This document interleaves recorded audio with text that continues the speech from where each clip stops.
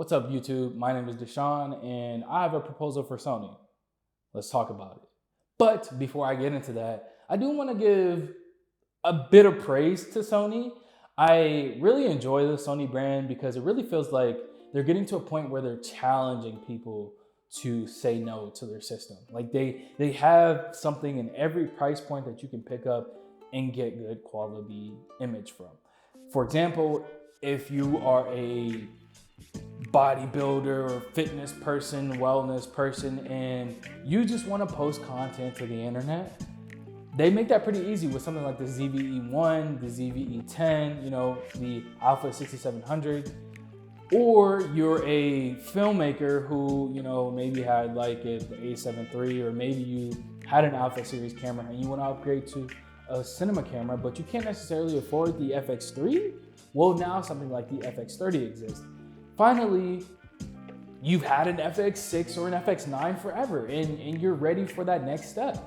Now we have the Sony Burano. So it's kind of like this never-ending, door of getting into the Sony system, and I really like that. It's a pretty aggressive move. But that being said, as much as this video is about Sony, I actually want to talk about Red for a second, because the Red Komodo, right? The OG Komodo was like this camera that wasn't really meant for indie filmmakers, but then it kind of became an indie filmmaking camera, so to speak. So a lot of people, were giving the feedbacks, what they liked, what they didn't like, and then all of a sudden we got a Red Komodo X, right? So that's a really cool, step for Red to take, and just kind of really listen to that feedback and say, boom, here you go. Here's the camera that it should have been. Like in my opinion, the Red Komodo X is what the first Komodo should have been, but they both exist now. So it is what it is. But when you think about, the original price of the Red Komodo, it was $6,000. And then the Komodo X is $10,000. With those upgrades, inflation, COVID, all types of stuff, what I'm saying? Like that price was obviously gonna go up. And I feel like if an FX6 Mark II does come, it is probably not gonna be $6,000. Will it be as an aggressive as a jump as, say, up to $10,000? Who knows? But when I'm done, when you think about what the Burano is and the price it sits at $25,000, it's kind of weird, because I feel like everything on the discourse of what an FX6 Mark II should look like, is what the Burano is.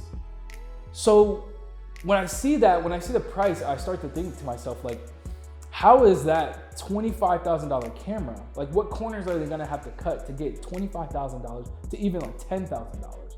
And to me, the easiest solution, here we go, is to crop the sensor.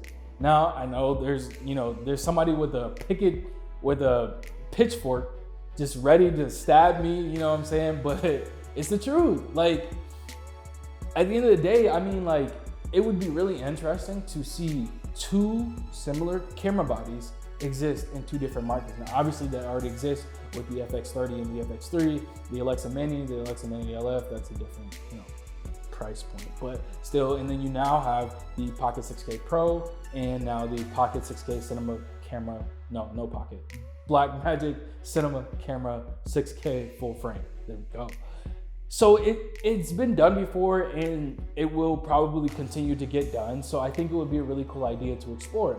Now, would this camera exist as just like an FX30 in an FX6 body? Like, I mean, if I had to guess, they don't necessarily need to have to make a new sensor. I mean, I'm down for it, but it's already a 6K sensor that downsamples to 4K. I mean, you could go up in resolution.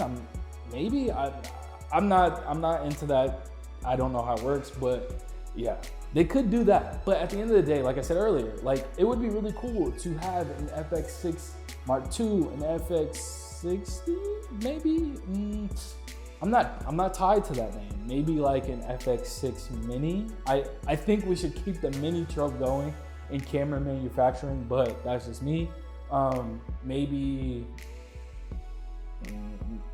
I don't know if I got nothing. Maybe you let me know what it should be if this camera were to exist.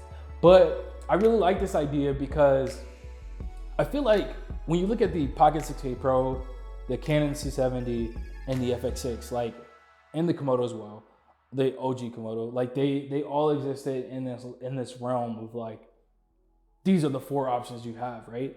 And so there were people who were picking up a 6K Pro because they couldn't necessarily afford an FX6 or maybe a C70, right? So if they were able to bring that FX6 features, all the FX6 features into like that 4 to 5, maybe so, I don't know. But I think that would be more enticing to people. Because I mean, when you look at the price point of an FX3, if it was like 2 FX3 bodies put together, internal ND, and like a bunch of FX6 type features, like it would probably be the greatest camera to exist, like almost ever, like for the size that it was or would be theoretically. So I don't know. I mean, is this something that you would use? Is this a camera that you would be hyped for if it were to release? Now, I don't have Sony's ear. I don't even know if they see this video because I'm small. But at the same time, I think it's a really cool concept that we could explore. And maybe I'm not gonna do it, but maybe if you want to, write a letter to Sony and be like, hey, let's get internal NDs, let's get shutter angle, let's get Cine EI in a crop sensor body. You know what I'm saying? Like, who knows? Who knows? But really, that's all I have for you guys. I really just want to know. I'm curious to see who would use this camera. Is this something that you would be hyped for? Is this something that you would actually purchase? You know, like, just let me know in the comments. But I'm out, and thanks for watching.